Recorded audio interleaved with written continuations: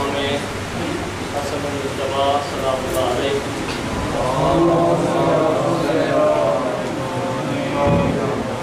انتہا گھر میں تشریف فرما تھے اور اس وقت المومنین علیہ السلام بھی تشریف فرما تھے اور کہا امام نے امام سے کہ آپ مجھے خطبہ سنائیے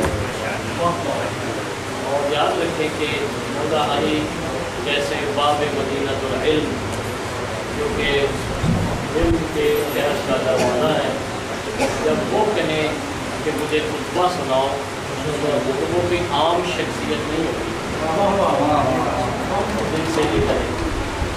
تو مولا حسن نے فرمایا، عرض کی بابا میں خطبہ تو سناتا ہوں لیکن اکیلے آپ کو سناؤں؟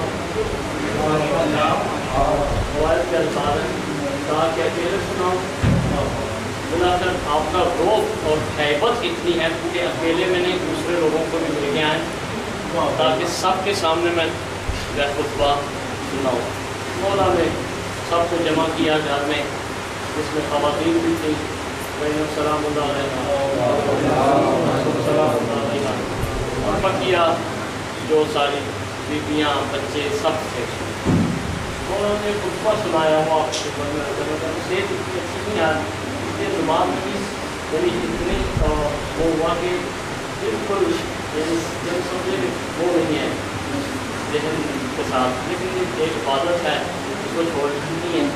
اس لیے الحمدللہ الواحد بغیر تشبیہ، پہلا مولانا نے جملہ فرمایا، آج اس کی تشریح کی جاتی کہ الحمدللہ الواحد بغیر تشبیہ، کہ حمد ہے اس خدا کی جو واحد ہے لیکن تشبیہ نہیں دی جا سکتی۔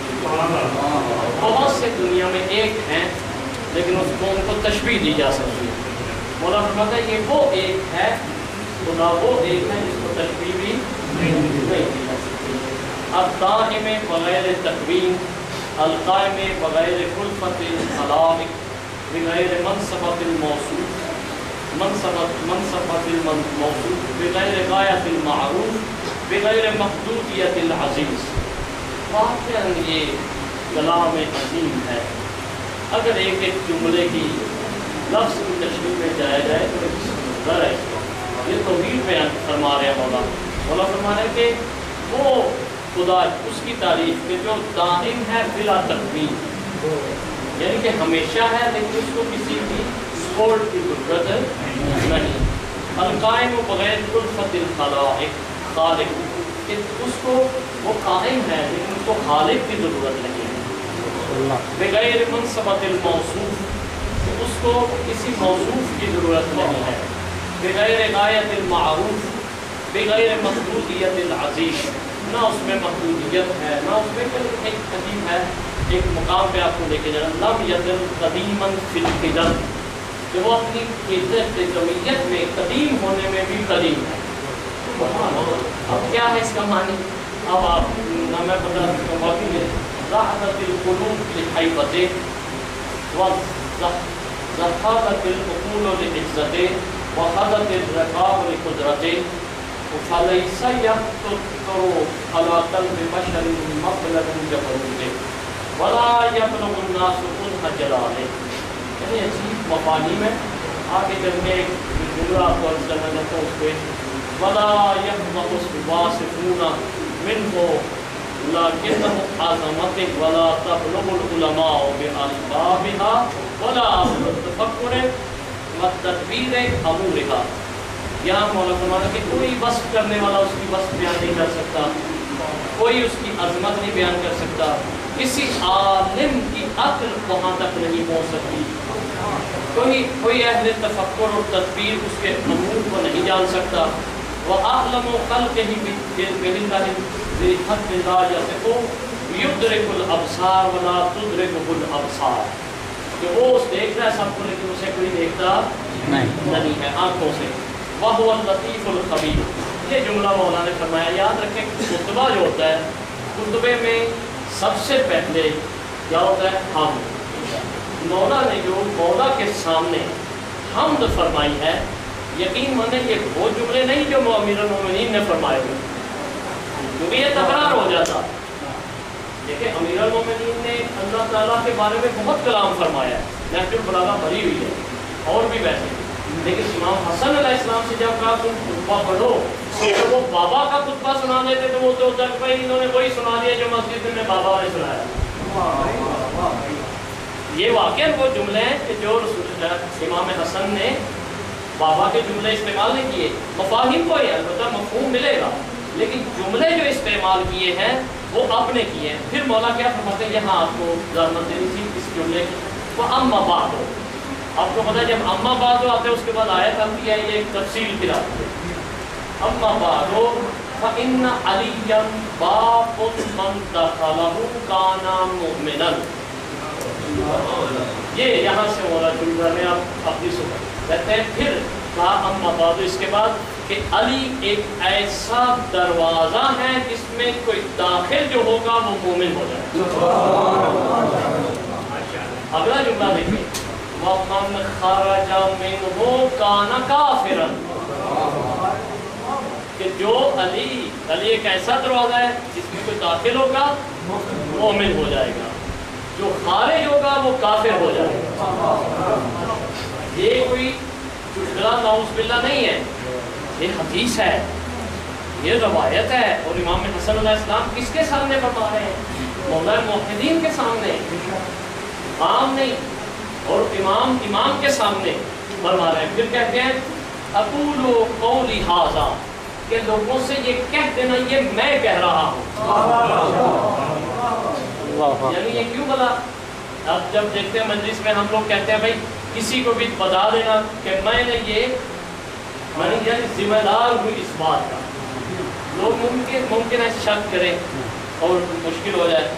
وَاسْتَغْفِرُ اللَّهَ الْعَظِيمَ لِي وَلَكُمْ، اور میں تمہارے لیے بھی استغفار کرتا ہوں تاکہ تمہاری بخشش ہو جائے، اور اپنے لیے بھی استغفار کرتا ہوں تاکہ میرے درجات اور بلند ہوں۔ دو درجات ہیں اور عالی، لہذا یہ دیکھیں کہ یہاں پہ مولا نے فرمایا کہ جو علی علیہ السلام کے دروازہ ولایت میں داخل ہو جائے وہ کیا ہے، جو نکل جائے۔ یہاں سے کفر سے کیا مراد ہے؟ آپ سے سوال، کافر منافق ہے، لیکن یہاں کیا ہے؟ کافر ہے۔ منافق کا لفظ نہیں استعمال کیا، ایک یہ راز ہے۔ آپ کو دلیل دینا چاہتا ہوں، اگر آپ معطر ہونا چاہتے ہیں اس دلیل سے بلند آواز میں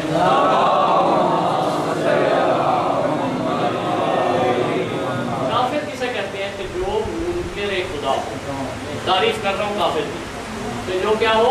منکر خدا ہو۔ مولا کہتا ہے جو منکر علی ہو وہ کافر۔ نعرہ حیدری۔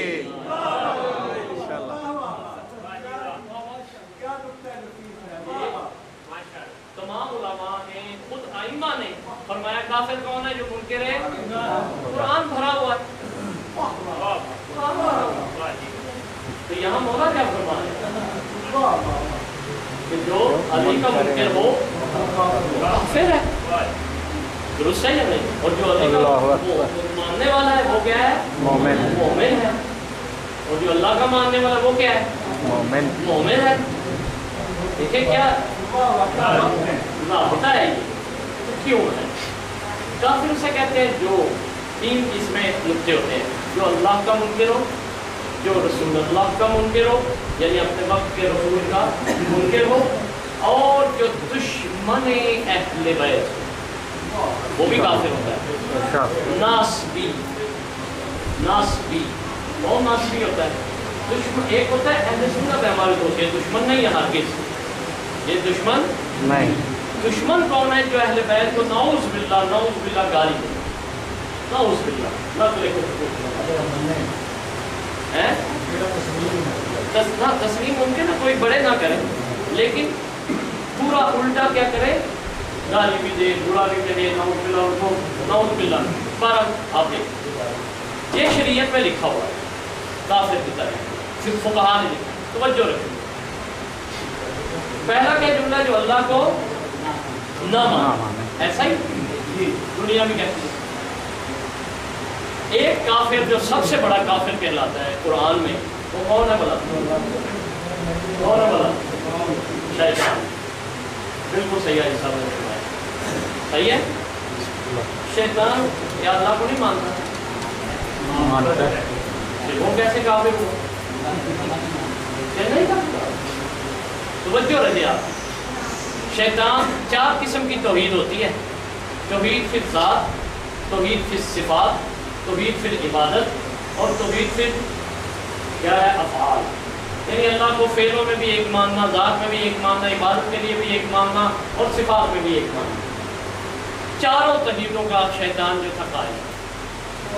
اللہ اکبر. ہاں کیسے؟ کہتا تھا ربی، قرآن ہے، یعنی رب مانتا تھا، مالک مانتا تھا. ایسا ہی ہے. ذات میں خدا کو ایک جانتا تھا. کوئی نہیں ثابت کر سکتا کہ شیطان 2 خدا مانتا تھا، کہیں نہیں لکھا ہوا. اس کے بعد اللہ کو توصیف کرنے سے جب وصف بیان کرتا تھا، اس وقت بھی کیا کہتا تھا کہ یا اللہ تو خالق ہے، خلقتنی، تم نے مجھے خلق کیا ہے، وخلقتنی من النار خلقتہ من الطین، کہ آدم کو تم نے مٹی سے بنایا، مجھے تم نے یعنی اقرار کرتا تھا تو نہیں بنایا. اچھا عبادت میں دیکھ لیں، اس نے عبادت کی تھی تو یہاں پہنچا تھا، یعنی اتنی عبادت اس نے کی ہے تو وہ یہاں پہنچا ہے. ورنہ پھر یہاں پہنچ رہے نا جنوں میں پہنچ جاتا. پتہ چلا وہ ذات میں ایک مانتا ہے خدا کو، صفات میں ایک مانتا ہے، افعال میں ایک مانتا ہے، عبادت میں ایک مانتا ہے. تو ہم پھر پوچھتے ہیں اپنے دوستوں سے کہ بھائی پھر وہ کافر کیوں ہے؟ جب چاروں توحیدیں مان رہا ہے، قرآن کہہ رہا ہے، کوئی حدیث نہیں ہے، تو پھر کیا وجہ ہے کہ وہ پھر کافر ہے؟ سوال جواب آئے گا کہ وہ اللہ کی ایک توحید رہتی ہے، اس کو کہتے ہیں توحید فی الربوبیت.